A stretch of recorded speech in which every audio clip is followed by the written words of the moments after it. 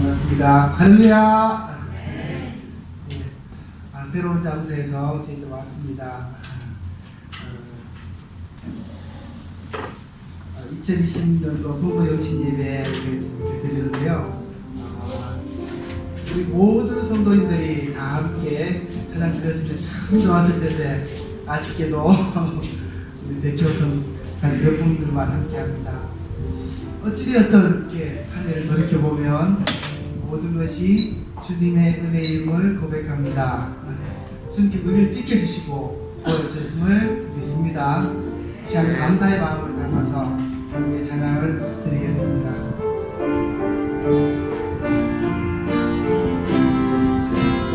생명과 바꾼 생명과 바꾼 주의 사랑을 잊지 않게 하소서. 나를 위해 흘렸던 주의 눈물 잊지 않게 하소서. 생명과 바꾼 생명과 바꾼 주의 사랑을 잊지 않게 하소서. 나를 위해 흘렸던 주의 눈물 잊지 않게 하소서. 감사합니다. 주님 고맙습니다. 그 사랑 때문에 그 눈물 때문에 주 앞에서 예배합니다. 생명과 바꾼 생명과 바꾼 주의 사랑을 잊지 않게 하소서. 나를 위해 흘렸던 주의 눈물 잊지 않게 하소서. 주의 긍휼과 주의 선하심 내가 묵상하오니 내 영혼 위에 베푸신 주의 은혜 잊지 않게 하소서.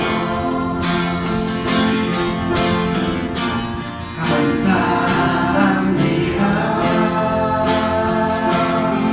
주님 고맙습니다.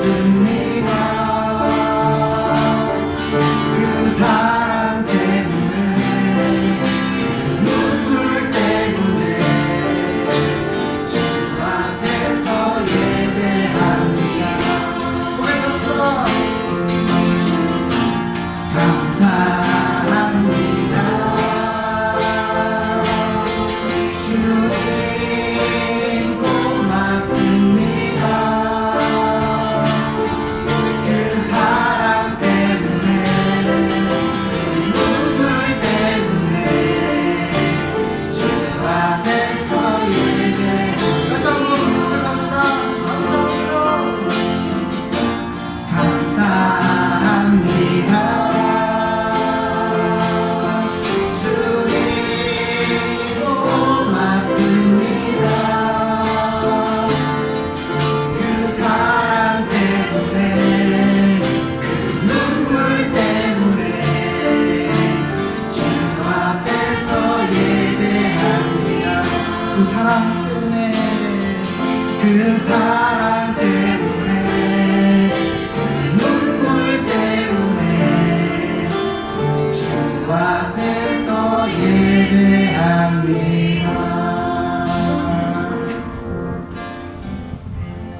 아멘. 교회 찬양 함께 드리겠습니다. 교회 바람이 넘치기보다 사랑이 넘치기.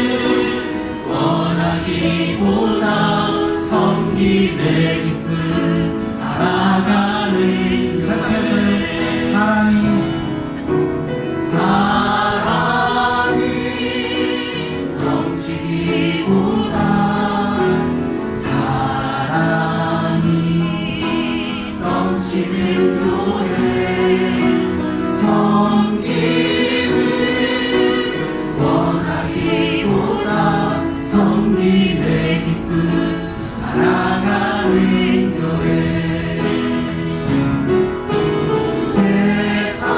세상이 주목하기보다 주님이 주목하는 교회.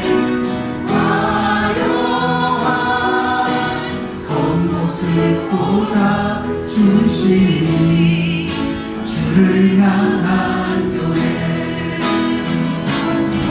주님이 피로 사신 아름다운 교회. 서로 사랑함으로 하나 되는 교회. 주님이 머리 대신 거룩한 교회. 우리 함께 만들어가요.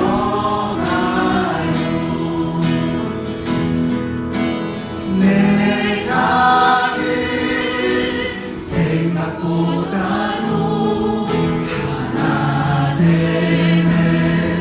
소중함 많은 교회. 세상에 알려지기보다 서로가 서로를 깊이 아는 교회. 아멘. 주님이 피로 사신 아름다운 교회. 서로 사랑함으로 하나 되는 교회.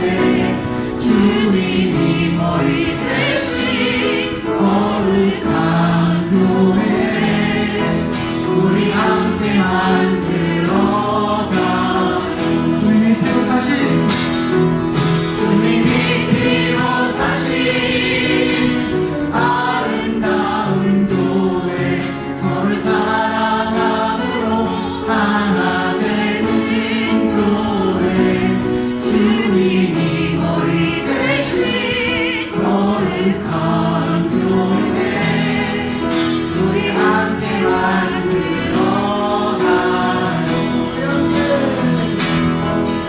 우리 함께 만들어가요. 우리 함께 만들어갑시다. 우리 함께 만들어가요. 우리 함께 만들어갑시다. 아멘.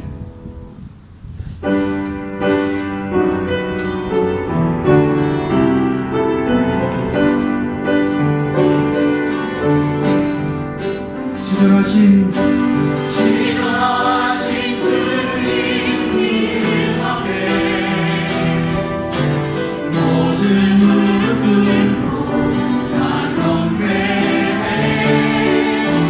거룩하신 주님 보좌 앞에 엎드려 절하세.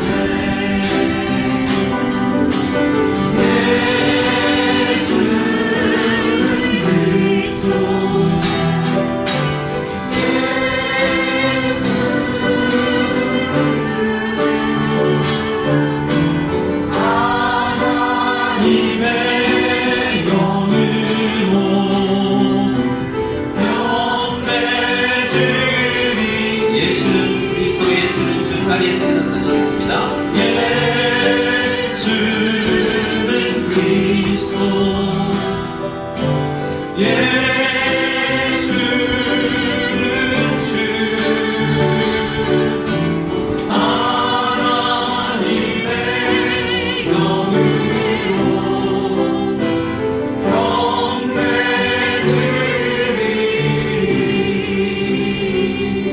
경배드리. 이 시간 관찬 마음으로 주님 앞에 기도하며 나가기를 원합니다. 우리가 이 시간 2020년 마지막 시간을 하나님 앞에 예배로 올려드리는 그런 시간입니다. 시작과 끝이 되신 우리 주님께서 이를 우리와 함께 하심을 믿고 우리가 이 시간을 하나님 앞에 올려드리며 모든 시간과 모든 것들이 하나님의 것임을 고백하는 우리가 되게 하옵소서. 그리고 예배를 통하여서 지난 한 해 동안 우리에게 있는 쓴뿌리와 상처들과 아쉬움들과 눈물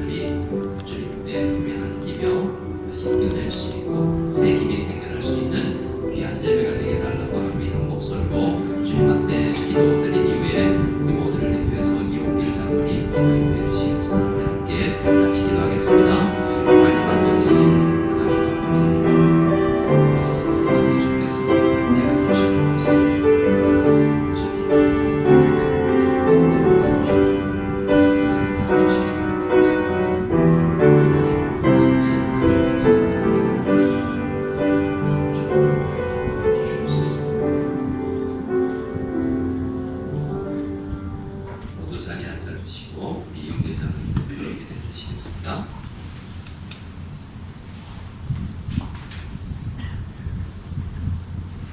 여호와를 경외하는 것이 지식의 근본이거늘 미련한 자는 지혜와 훈계를 멸시하느니라.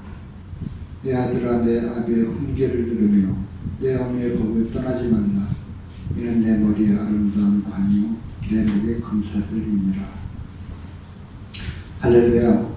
올 한해도 본교회를 지켜주시고 이곳 새로운 예배 장소에서 예배로 영광을 올려드리게 하신 주님의 은혜에 감사를 드립니다.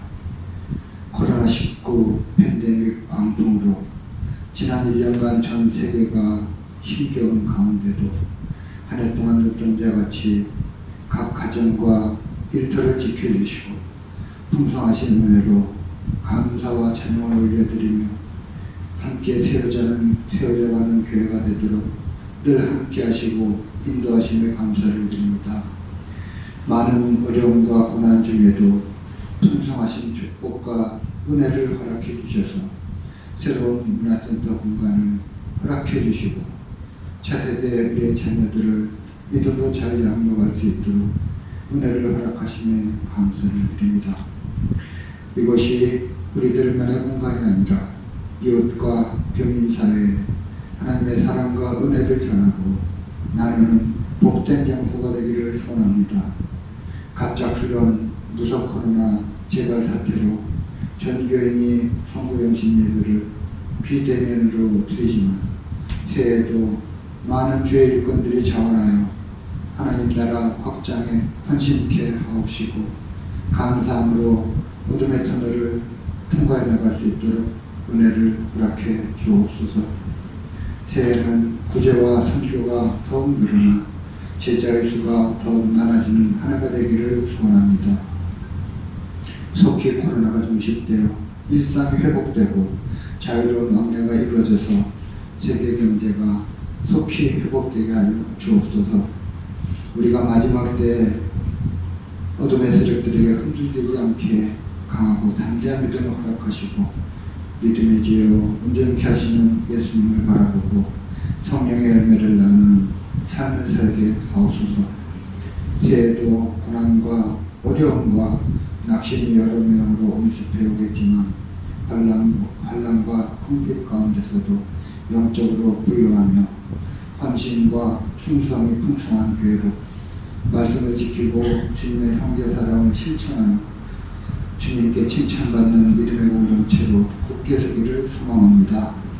주님께서 주신 사명을 감당할 때에 모든 겸손과 온유로 하고 오래 참음과 사랑 가운데 서로 용납하며 성령이 하나 되게 하심을 온 성도가 심소 지키게 하옵소서.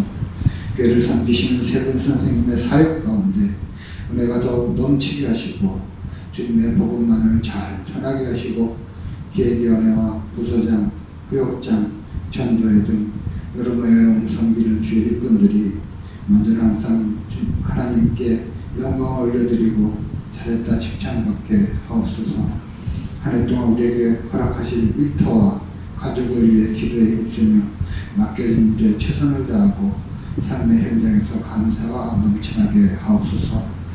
오늘 비대면을 올려드리는 송구영신 예배 가운데 주님께서 자정하여 주셔서 영광 받아주시고 모든 성도가 은혜로 말씀을 받게 하옵소서.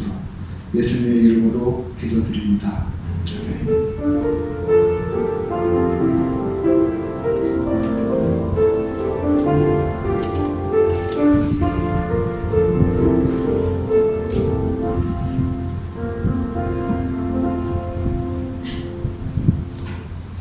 이 시간 찬송 드리실 때 찬송가 301장 지금까지 지내온 것 드리겠습니다.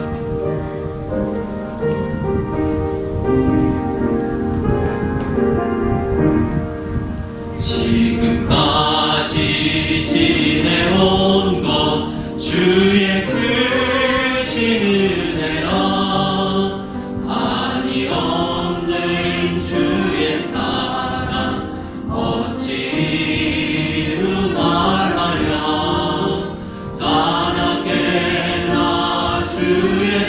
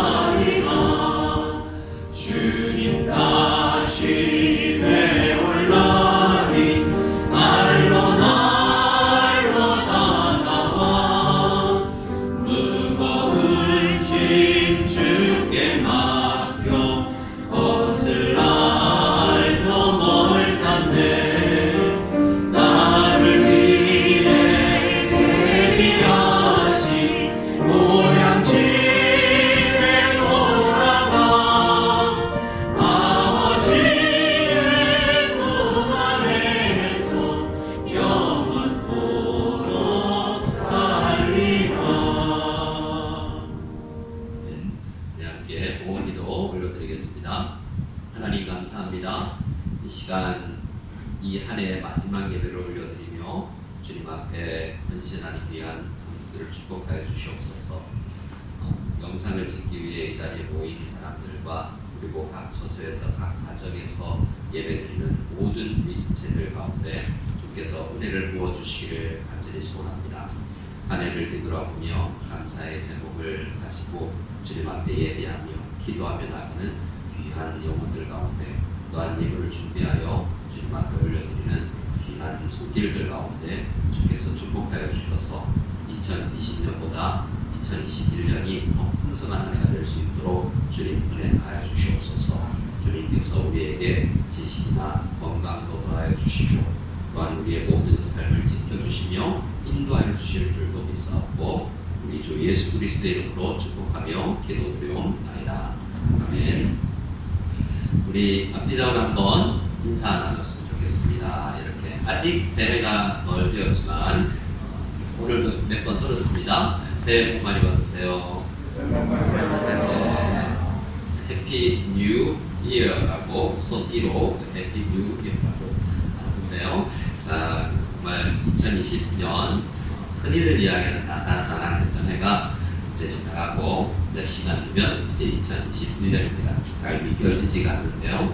우리 성도님들 어디에 계시든지 예배로 1년을 마감하는 것처럼 하루를 또한 예배 가운데서 믿음 가운데서 시작하시는 모두가 되었으면 좋겠습니다. 자세한 안내나 광고는 우리 주보를 통해서 드리도록 하겠고요. 또 앞으로 많은 광고들이 우리 구역장님들을 통해서 구역에 전달될 수 있는 형식을 기하도록 하겠습니다. 광고는 이렇게 구역장님들을 통해서 받아주시면 좋겠습니다. 오늘 예배 이후에 이 자리에서 구역장, 부서장 간담회가 있겠습니다. 우리 시간에는 특송이 준비되었는데요. 이 자리로 나오시는 분들 위에서 영상 촬영하고 있고요. 이 자리에서 밑에서는 소개하셔도 되죠? 여기 오셔서 해도 돼요? 네, 그럼 영상을 다 보시면 됩니다. 그러면 특송 우리 최원주 집사님 주의 은혜라라는 특송으로 하나님 앞에 영광 올려드리겠습니다.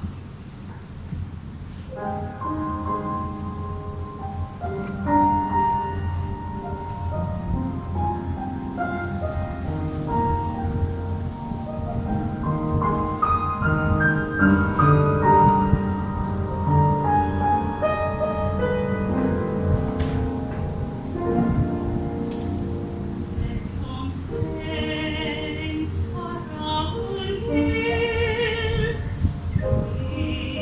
돌아보니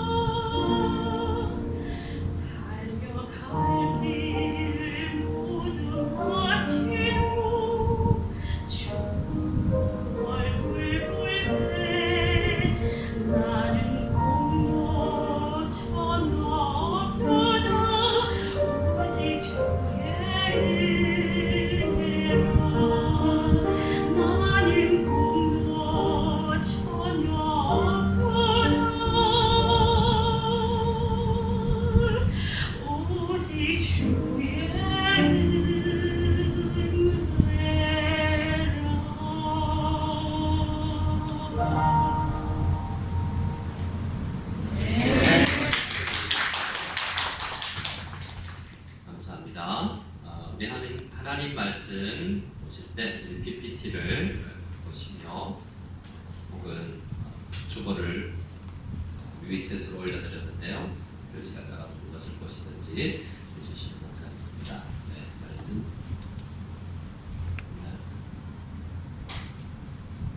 네.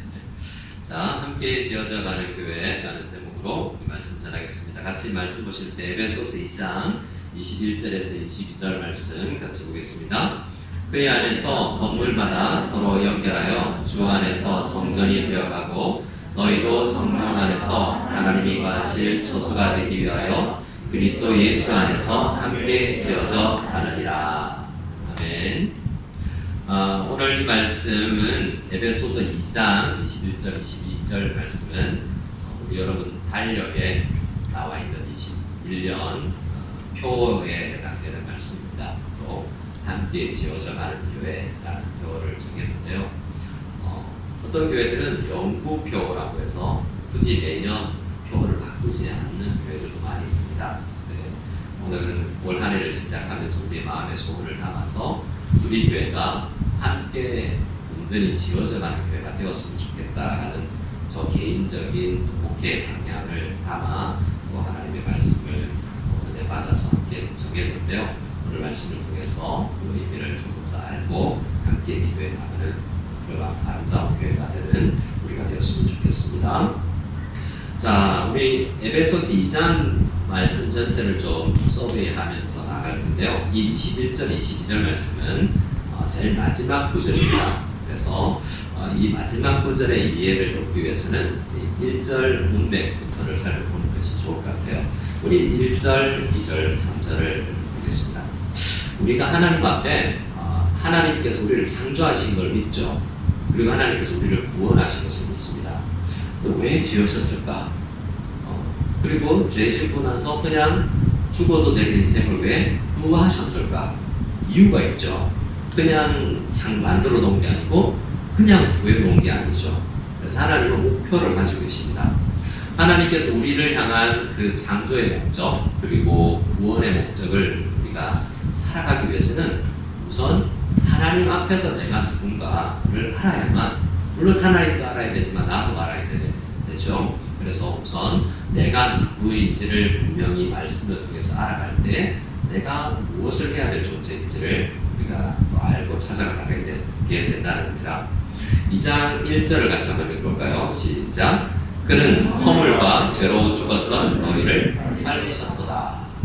자, 에베소서에서 사도 바울은 에베소 교회를 보고 에베소 교회가 자기가 개척한 교회거든요.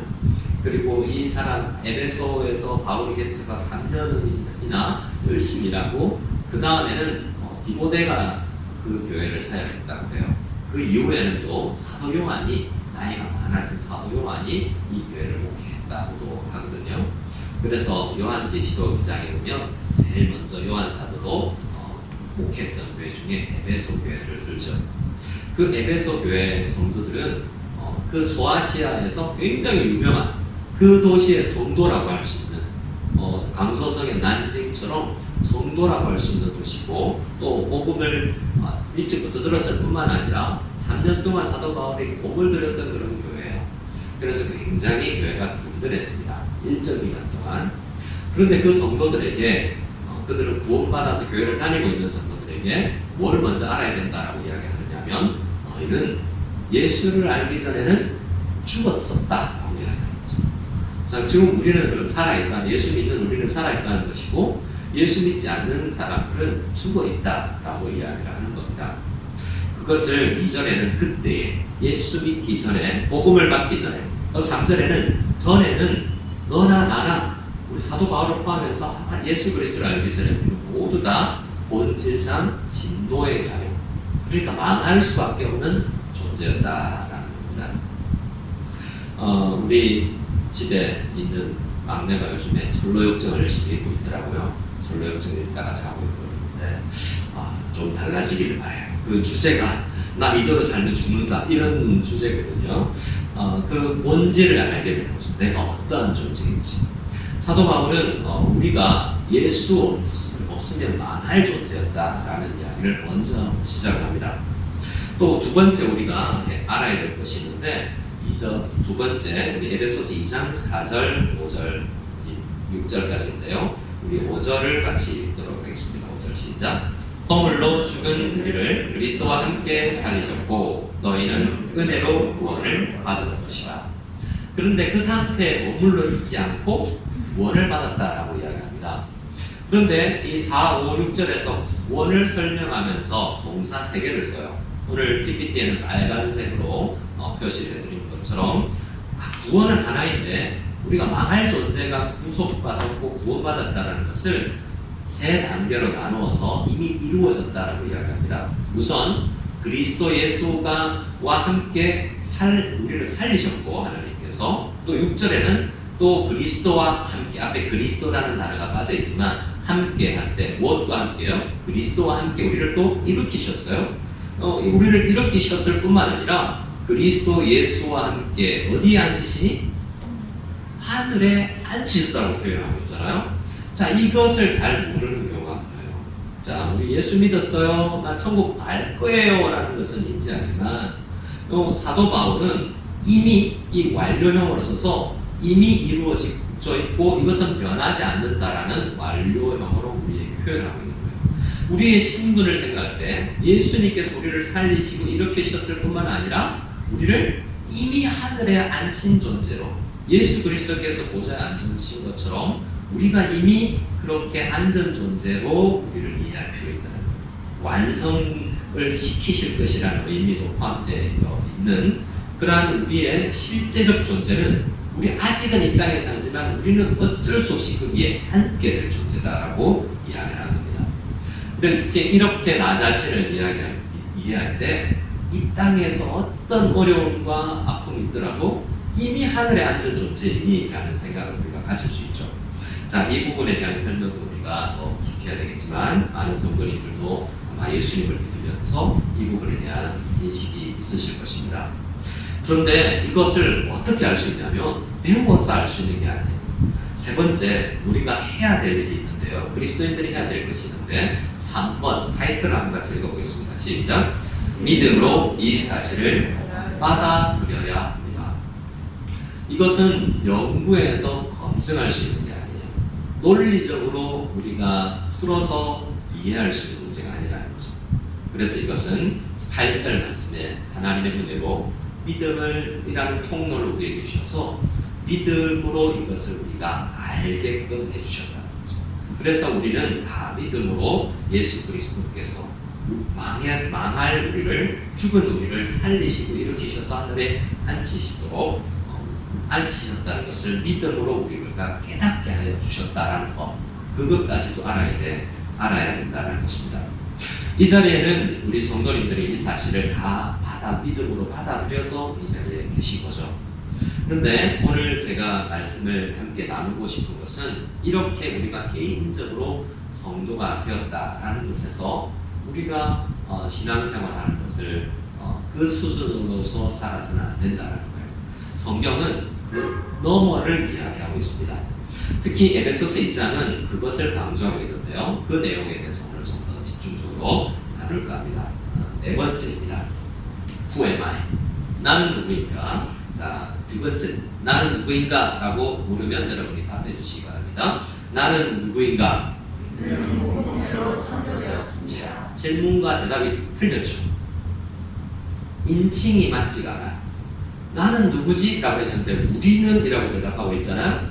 자, 말씀을 전하면서 나는 누구지? 라고 생각하면서 우리가 신앙생활을 하기 쉽다는 거예요. 그런데 성경은 우리를 창세기를 볼 때도 하나님이 우리의 형상을 따라 사람을 만들자 했을 때 남자와 여자를 복수로 만드세요. 공동체이신 하나님께서 공동체로 사람을 만드시는 것을 볼 수 있습니다. 그리고 구원도 굉장히 개인적 구원을 우리가 강조하고 배워왔지만 우리가 공동체의 구원의 목표를 알지 못하면 우리 신앙생활에 연약해지기가 쉽고 상처받기가 쉽다는 거예요. 자, 10절 말씀을 우리 밑줄 굵은 글씨만 같이 읽도록 하겠습니다. 2장 10절입니다. 시작. 우리는 그가 만드신다.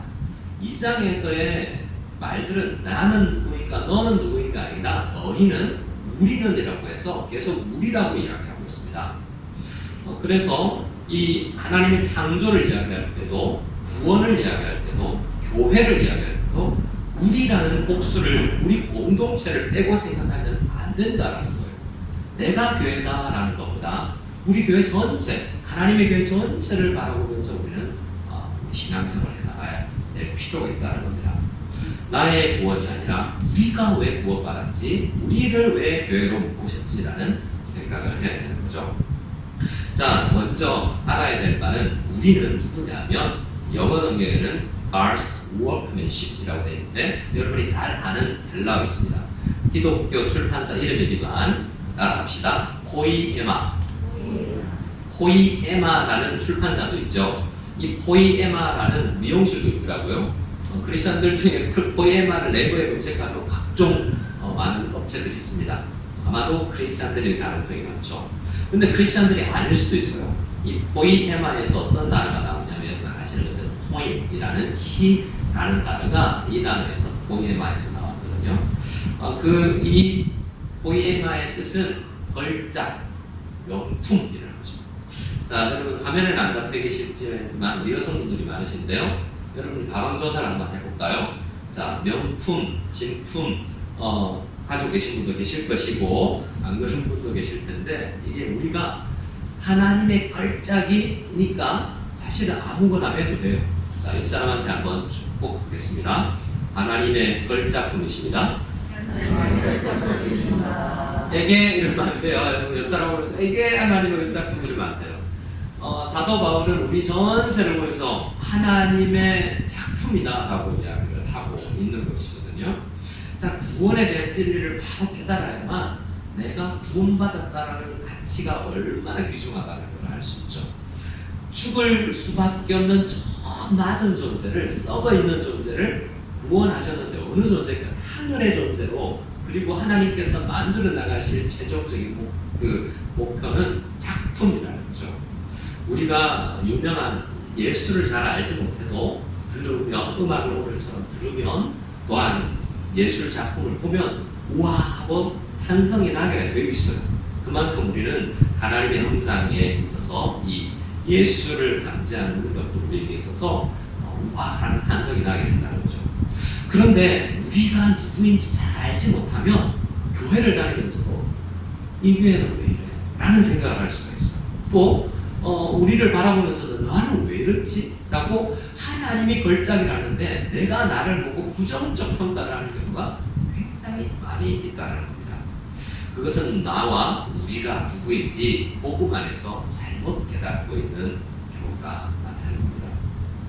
그래서 우리는 하나님 앞에 작품으로 만들어져 있어요. 근데 작품으로 창조되었다고 해서 끝이 아니라 이 작품은 아직 완성이 되지 않아서 진행형입니다. 그래서 미켈란젤로나 유명한 작가들이 큰 위대한 작품을 만들 때 오래 걸리잖아요. 근데 이미 그 작가가 손을 대기 시작하면서부터 이미 그 원석이 아름답게 작품으로 변화될 가치가 있어요. 그래서 누구는 어떤 작품이 어떤 작가가 작품을 시작했다 보면 시작과 동시에 돈을 지불하고 살려는 사람들이 있습니다. 아직 만들어지지 않았지만 가치를 그 사람이 손댔기 때문에 분명한 작품이 나올 거라는 것이죠. 유명한 영화 감독이 있으면 그 사람이 메가폰을 잡으면 투자자들이 많이 붙어서 투자를 하려고 합니다. 왜요? 그 작가, 그 감독이 만든 영화는 분명히 흔한 말로 대박이 날 것이기 때문에 미리 투자를 하는 것이죠. 하나님이 우리를 만들어 나가실 때 완성해 나가시겠지만 아직은 완성은 아니지만 그래도 우리는 아름다운 작품이고 그것을 볼 수 있어야 된다는 거죠. 흔히 누에 고추일 때는 아직 애벌레일 때는 아름답지 않고 쭈글쭈글한 상태지만 곧 그가 애벌레의 허물을 벗고 나비가 되거나 아름다운 모습으로 날갯짓을 할 것이라는 것을 우리는 알고 있지 않습니까? 그래서 우리는 그 잉태의 씨앗의 상태를 보면서도 아름다운 것을 예측할 수 있어요. 최근에도 우리 성도님들과 식사를 하다가 나물이 이게 무슨 나물일까? 고추나물이다. 이런 이야기를 했지만 결국 알고 보니까 고들빼기더라고요. 우리는 이 나물을 보면서 잘 모르지만 제가 아는 어떤 여집사님은 산을 걸어가면서 조그마한 씨앗을 보면서 이게 어떤 나무다라는 씨앗을 보고서도 어떤 나무인지를 알더라고요. 그래서 씨앗의 상태를 보고서도 그 완성의 상태를 볼 수 있는 눈이 신앙의 눈입니다. 그래서 옆 사람이 아직은 누의 상태일 수도 있고 많이 껴입으신 걸 보니까 비슷해 보입니다만, 네, 그리고 아직은 씨앗의 상태일 수 있지만 믿음의 눈을 떠서 완성된 모습을 바라볼 수 있기를 바라면서 한 번 더 인사할 수 있기를 바랍니다. 하나님의 걸작품이십니다. 진심이 담겨 있는 것 같습니다. 감사합니다. 아무도 앞을 보고 이야기해 주시면 안 되군요. 네. 걸작품이십니다. 네. 자, 우리 다섯 번째 말씀을 보겠습니다. 이 걸작품이라는 것과 함께 뭐가 걸작품이야? 내가 걸작품이 아니라 저를 따라해 주시기 바랍니다. 우리가 걸작품입니다. 한 사람이 걸작품이 아니에요. 한 사람의 슈퍼스타로 교회가 되는 게 아니고 우리가 하나님의 작품이라. 오늘 말씀에도 우리는 그가 만드신 바라라고 했잖아. 내가 그가 만드신 바가 아니라 우리가 하나님의 만드신 바야. 혼자가 아니라 우리가 교회가 하나님의 작품이라는 거죠. 그런 관점에서 우리를 바라봐야 됩니다. 자, 우리 2장 4절 말씀을 그런 의미에서 우리라는 것을 강조해서 한번 읽어보겠습니다. 4절 5절 시작. 긍휼이 풍성하신 하나님이 우리를 사랑하신 그 큰 사랑을 인하여 허물로 죽은 우리를 그리스도와 함께 살리셨고 너희는 그대로 구원을 받은 것이다.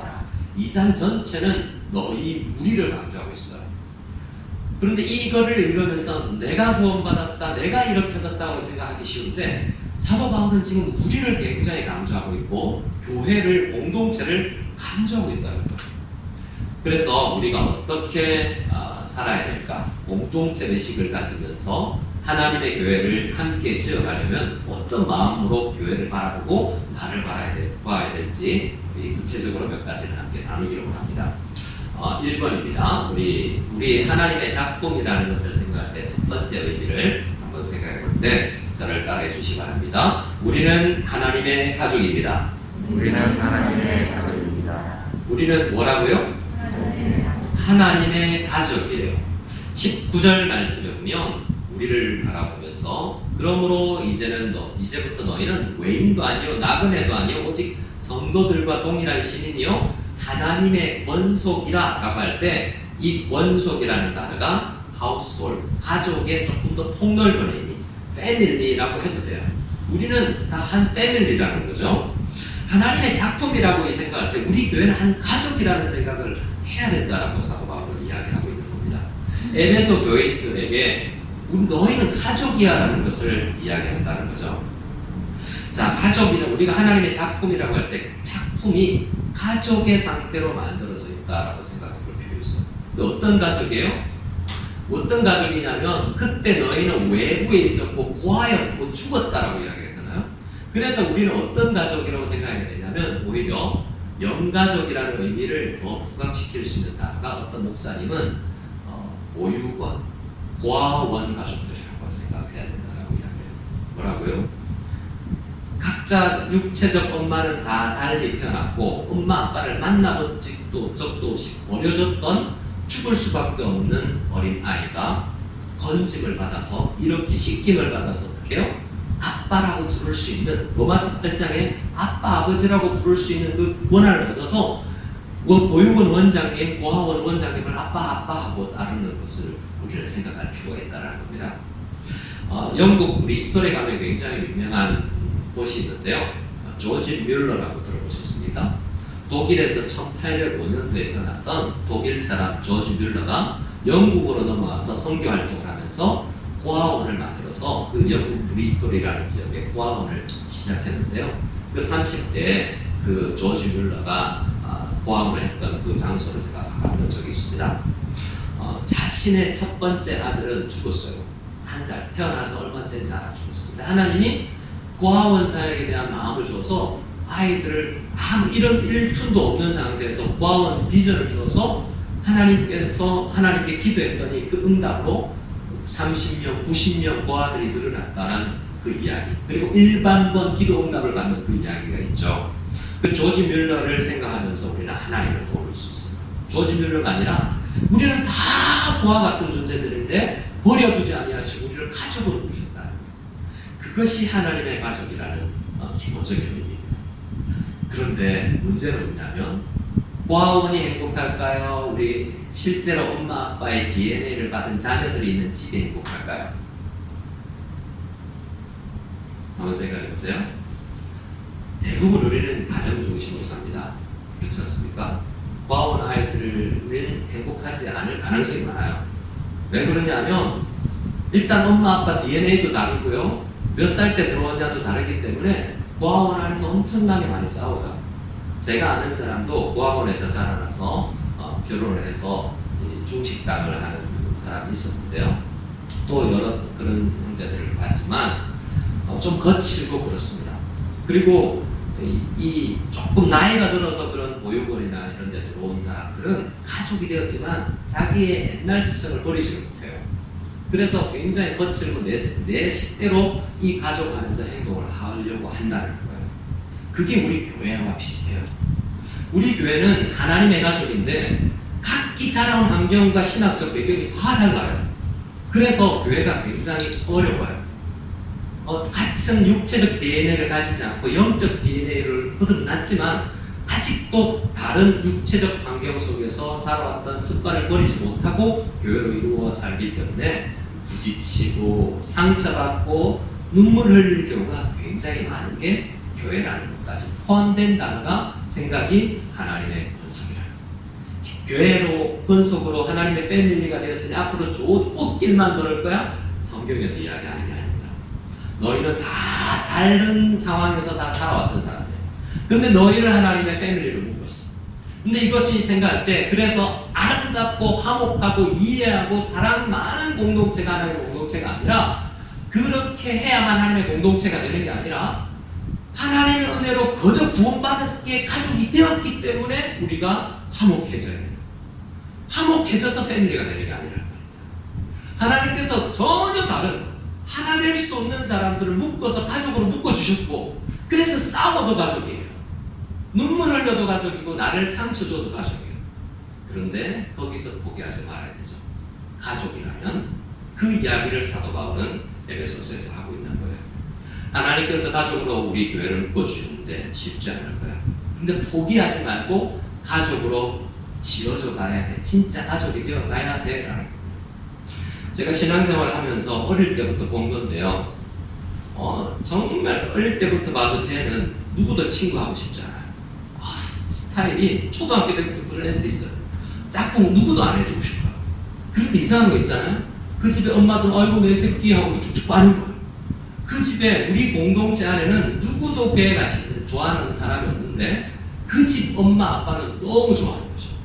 그리고 그 나쁜 행동을 그 집에서 그대로 해도 엄마 아빠가 허용하고 내버리잖아요. 그게 가족이거든요. 그래서 우리는 교회를 잘못 생각하면 나한테 상처 주고 나한테 힘들면 부부 싸움을 해도 같은 집에 그날 밤에 들어오잖아요. 간혹 안 들어오는 사람이 있을지 모르겠으나 부부 싸움을 해도 대부분은 들어오고요. 매를 맞아도 우리 애들도 배고프다고 밥 좀 들어온다는 거예요. 우리 애들 눈물 쏙 나도록 야단치지만 우리 애를 포기하잖아요. 그게 가족이잖아요. 그것도 하나님의 권속이라는 이 문장 속에 포함되어 있는 거예요. 하나님께서 우리가 잘나서 가족을 묶어주신 게 아니라 우리 공동체 전체를 가족이라는 아름다운 그 모델하우스에 사는 아름다운 가족으로 만들어 나갈 아름다운 가족이라는 그 작품으로 만들어 나갈 목표를 가지고 하나님께서 우리를 부르셨다고요. 그런데 올해를 한번 뒤돌아보면 여러분 우리는 가족으로 부르신 거 같은데 내 스타일 아니야. 쟤는 포기하고 싶어. 이런 사람들이 있을 수가 있다.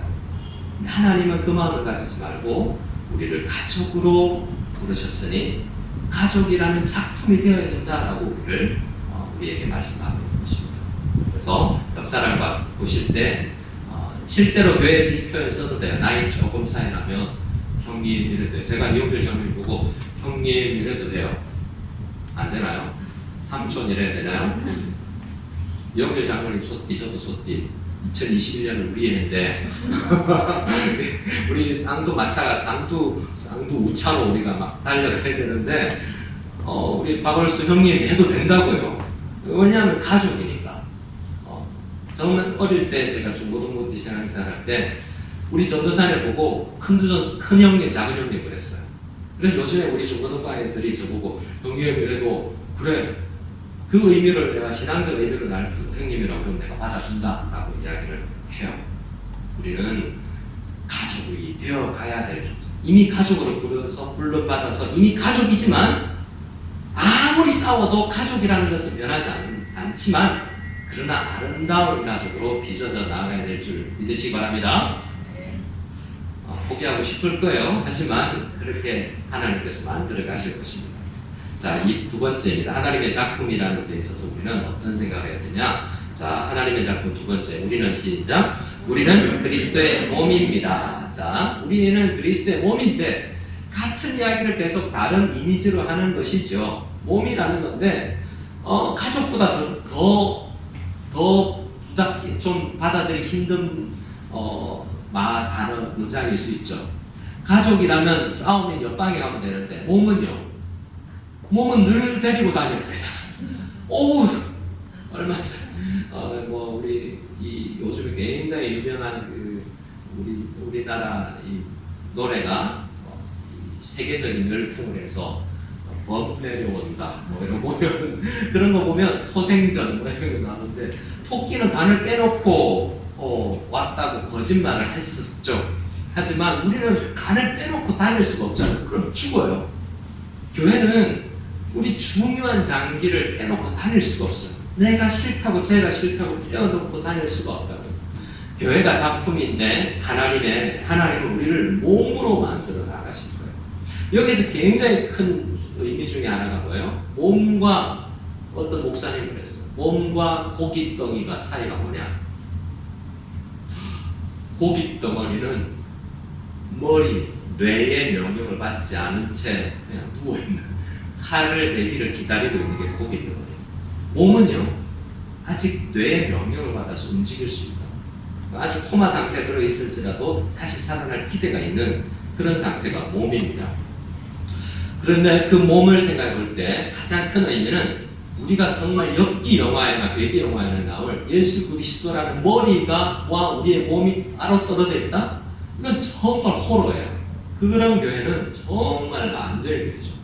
그래서 그리스도의 몸이라는 이야기를 할 때 가장 먼저 생각할 것은 올 한 해 동안 머리 대신 예수 그리스도의 명령을 잘 따르는 지체들이었나 라는 생각을 해볼 필요가 있습니다. 또 하나 몸이라면서 오늘 강조하는 것은 사실 14절, 15절, 16절에서 강조하는 건 뭐냐면 과거에는 팔, 다리가 떨어져 있었는데 그게 하나로 합체되었다. 마치 우리 아이들 좋아하는 합체 로봇처럼 여러 자동차가 붙어서 하나의 로봇가 되는 것처럼 옛날에는 따로따로 했는데 지금 하나다라고 이야기하는 거예요. 자, 14절 같이 읽겠습니다. 시작. 그는 우리의 화평이신지라 둘로 하나를 만드사 원수된 것 곧 중간에 막힌 땀을 자기 육체로 허시고. 우리가 앉아있는 이 공간도 몇 개의 벽으로 이루어져 있었습니다. 벽을 헐었더니 어떻게 됐어요? 큰 나팅 하나가 됐죠. 벽을 허물었다는 표현이 하나로 만들었다라는 그런 표현이죠. 근데 무슨 두 개일까? 무엇 두 개를 염두에 두고 사도 바울이 이야기하고 있을까? 그것은 당시 에베소 교회와 대다수의 그 당시의 유대인들 사회, 교회가 세워지는 곳마다 문제였던 헬라인과 이방인과 유대인의 문제예요. 이 둘이, 이방인과 유대인은 섞일래야 섞일 수 없는 거거든요. 그런데 이 우리 예수님은 우리의 화평이신지라 그분을 믿었다는 것은 이 세상에서 역사 이래로 가장 하나가 되기 어려운 두 존재가 하나로 되게 만든 그것이 복음의 능력이다라고 우리에게 이야기하고 있는 것이죠. 그래서 우리가 그리스도의 몸이다라는 생각을 할 때는 어떤 생각을 하냐면 유대인과 이방인이 정말 물과 기름보다도 더 섞일 수 없는 그들이 한 몸이 되었다는 것은 어떤 누구도 한 몸이 되지 못할 존재가 없다라는 것을 이야기하고 있는 거예요. 남녀, 중국인, 한국인. 우리 정말 하나 되기 어렵다고 생각하는 거 있잖아요. 뭐 동서와 화, 그리고 영남과 호남. 그런 것 아무것도 아니에요. 뭐에 비하면 유대인과 이방인에 비하면. 어린아이와 어른, 남자와 여자, 종과 주인, 그것은 성경에서 이야기하는 복음이 예수 그리스도께서 자기 몸으로 깨트려서 하나를 만든 그것이 뭐냐면 그 누구도 하나로 만들 수 없었던 극과 극을 하나로 만드신 분이 우리 주 예수님이기 때문에 그 몸을 만드신 분께서 우리를 하나로 몸으로 불러주셨다는 생각을 할 때 어떤 기도를 해야 되겠어요? 정말 저희랑 한 지체가 된다는 것이 힘들다라고 생각할 것이 아니라 벽을 허무신 우리 주님께서 우리를 하나 되게 하실 것이다 라는 생각을 해야 돼요. 그런데 살다 보면 저도 올해 여러 지체들과 한 몸일까? 한 지체일까? 라고 고민해 보는 일들이 있습니다. 그 정도로 함속밥 먹는 한 식구, 한 몸이라는 생각을 잘 못할 수 있는 대상들이 있다. 그런데 우리는 어떻게 생각해야 됩니까? 그런데 몸이에요. 몸으로 만들어 주셨고 만들어 가라고 말씀하시기 때문이죠. 그래서 우리 하나님께서 우리를 아름답게 우리를 마스터피스 걸작품으로 만든다고 생각할 때 그리스도의 몸이다라는 생각을 꼭 잊지 않아야 된다라는 것입니다. 세 번째입니다. 세 번째이자 마지막 우리가 하나님의 작품이라는 생각을 나눠보겠습니다. 자, 우리는 시작. 우리는 하나님의 전입니다. 자, 하나님의 전 할 때 이 전은 뭐죠? 성전이죠. 21절에서 이야기하는 것처럼 자, 전 말고 성전이라고 넣어서 다시 우리는 시작. 우리는 하나님의 성전입니다. 하나님께서 이미 우리를 보고 성전이라고 이야기하세요. 그런데 성전이지만 아직 완성태가 아니어서 지어져가는 성전이라고 이야기하는 거죠. 이것이 오늘 우리가 제일 처음 읽었던 본문이에요. 우리가 성전이라고 생각할 때 내가가 아니라 우리가 교회 전체가 성전인데 정말 하나님께서 생각한 창조의 목적, 구속의 목적을 이루는 건물이 되어야 된다라고 생각해야 된다. 그것이 오늘 우리가 센터에 건물을 지어서 들어올 때 우리가 가져야 될 마음의 자세라고 생각합니다. 건물이 아니라 건물은 더 추워도 되고 더 방음이 안 돼도 되고 더 좁아도 돼요. 하지만 우리가 정말 생각해야 될 것, 오늘 에베소서에서 강조하는 게 뭐냐면 우리라는 거죠. 콘크리트와 나무로 된 페인트 칠로 된 건물이 우리가 아니라 우리 사람들이 지어져 가야 돼요. 뭐로요? 성전이요. 성전은 우리가 지어져 간다는 것의 1차적인 목표는 뭐냐면 예배 공동체라. 성전은 건물은 건물이지만 보통 건물이 아니에요. 뭐 하는 건물이죠? 예배에 사용되는 건물이에요. 그래서 우리가 하나님 앞에 지어져 간다는 것은 모일 때 우리가 어떤 이야기를 할 수도 있지만 사업 이야기, 자녀 이야기, 우리가 돈 이야기, 땅 이야기, 건물 이야기 할 수 있지만 우리 성도들이 주님 안에서 지어져 간다는 것은 예배의 용어들과 예배의 시간들이 우리의 만남을 통해서 이루어져 나가는 그 목표가 우리를 향하신 하나님의 목표라는 것이죠. 그래서 하나님께서 우리를 성전이라고 부르실 때도 이미 성전이에요. 우리가 예배 잘 못 드려요. 우리는 여전히 성전이에요. 우리는 내 팔이 싫어도 이미 우리 몸이 또 우리 형제가 아닌 것처럼 보여도 싸웠어도 우리의 형제예요. 우리의 자매예요. 그런데 우리 주님께서 원하는 게 뭐죠? 더 아름다운 가정, 더 멋진 몸, 더 영광스럽게 예배드리는 성전이 되기를 원하신다는 거죠. 그것을 어떻게 할 것인가요? 되죠? 자, 21절, 22절 읽고 어떻게 그러면 그런 성전이 될 것이고 그런 몸이 되며 그런 가족이 될 것인가 마지막으로 말씀 나눌 텐데요. 우리 21절, 22절 그 마음을 가지고 다시 한번 읽겠습니다. 시작. 그의 안에서 건물마다 서로 연결하여 주 안에서 성전이 되어가고 너희도 성령 안에서 하나님이 거하실 처소가 되기 위하여 그리스도 예수 안에서 함께 지어져 가느니라. 자, 함께 지어져 간다라는 표현에서 ing 진행형이죠. 완성형이 아니죠. 가장 중요한 것은 성령 안에서입니다.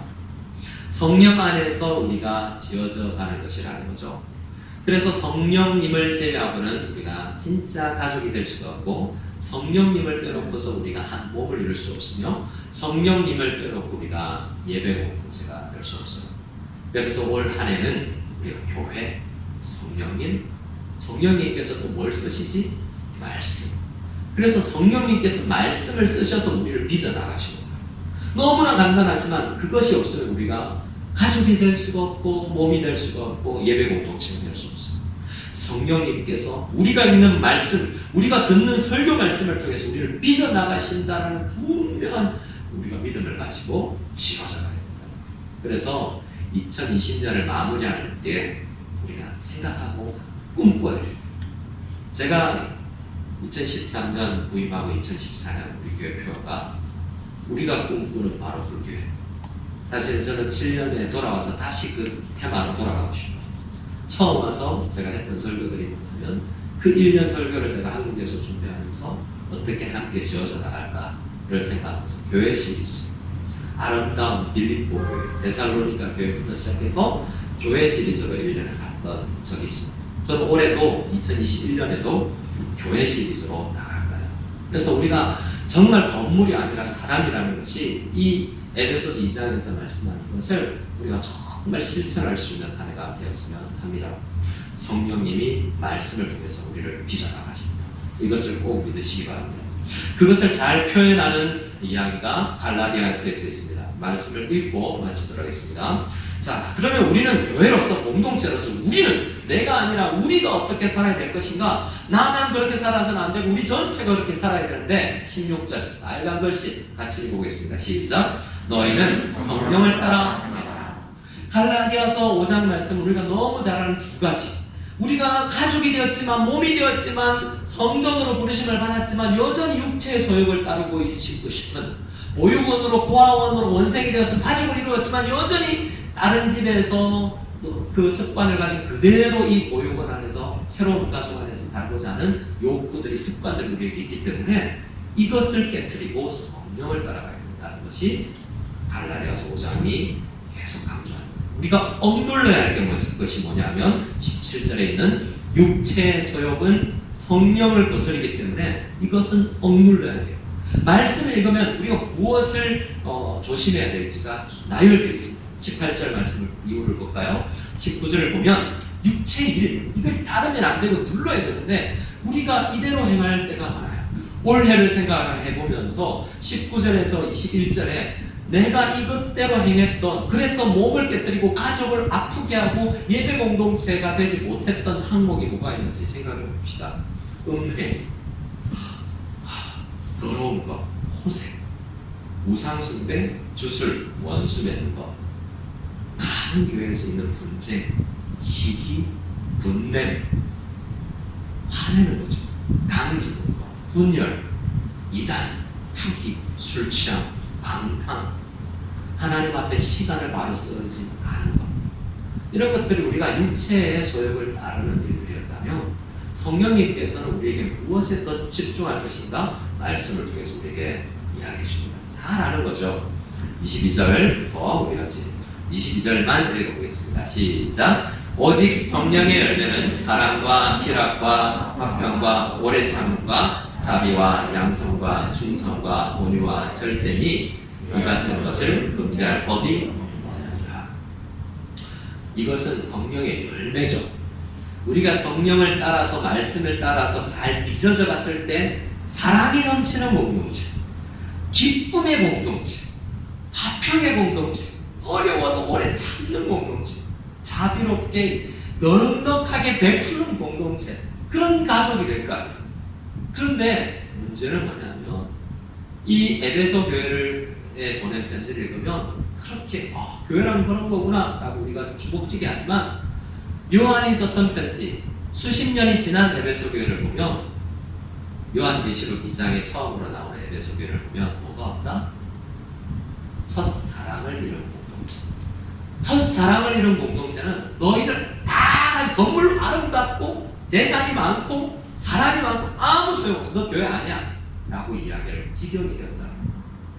교회가 교회됨을 이익되기 위해서는 건물이 되고 가족이 되고 성전이 되고 몸이 되어가기 위해서는 성령님을 따라 행해야 되는데 성령의 인도하심을 가르침을 따라서 교회가 공동체가 가지 않으니 성경은 많이 알고 이단은 대체하지만 교회가 아닌 이상한 집단이 되어버리는 거죠. 그래서 우리는 이 올해 마지막 밤에 함께 결단했으면 좋겠습니다. 하나님, 성경을 따라 행할 수 있도록 도와주십시오. 말씀을 보고 성령님께서 깨닫는 대로 우리 공동체가 흘러갈 수 있도록 우리 모든 우리 구성원들이 함께 기도하며 가는 무성결합 공동체가 되게 하여 주시옵소서. 기도하는 우리가 다 되었으면 좋겠습니다. 아멘. 우리 함께 찬양하며 나갔으면 좋겠습니다. 기대라는 찬양인데요. 주 안에 우리 하나, 우리 함께 찬양 드리겠습니다.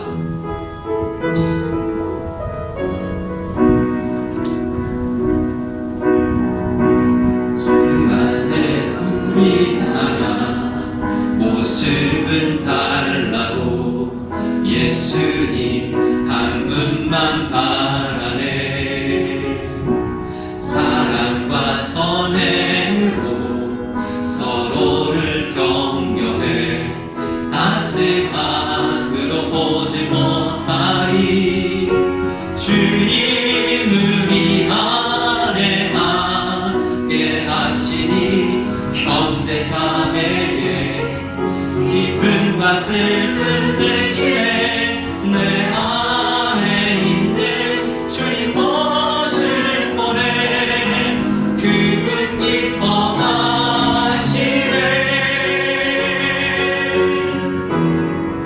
주님을 통해 주님을 통해 회하시니 부족한 입술로 찬양하게 하시니. 주님을 통해 회하시니 너를 통해 하실 기대. 다시 한번 주님 안에 우리 하나님 역사를 보면서 주 안에 살짝 얼굴 담고 해보세요. 모습은 달 가족으로 묶어주셨습니다. 주님 한 분만 바라네. 사랑과 선행으로, 사랑과 선행으로 서로를 격려해 따스히 손잡을 수 있는 분은 따뜻하게 가리. 주님 우리 안에 함께 가족을 묶어주셔서 기쁨과 슬픔 느끼네. 내 안에 있는 주님 모습 보내. 그분 기뻐하시는 주님께서 우리를 통해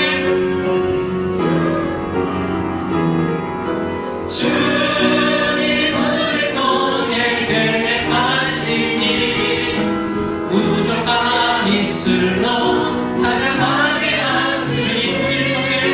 주님을 통해 계하시니 너를 통해 하실 기대. 이런 사람에게 한번 고백하고 기도했으면 좋겠습니다. 집사님, 기대가 큽니다. 그러면 뭐요? 두렵고 무섭고 무거워요. 괜찮아요 그래야죠. 두렵다 그러면 제가 있잖아요 이렇게 할 수 있지 않습니까? 여러분 우리 그게 우리의 대화 방식이 되었으면 좋겠습니다. 집사님, 장로님 기대가 큽니다. 우리 권사님 그러더라고요. 소띠니까 소처럼 달려갈 길을 제가 소띠인데 막 달려가야 되는데 부담이죠. 근데 전 뭐라고 그랬을까요? 같이 가려면 갈 수 있어. 그렇게 우리가 집사님 큰 일을 기대합니다. 부담돼요.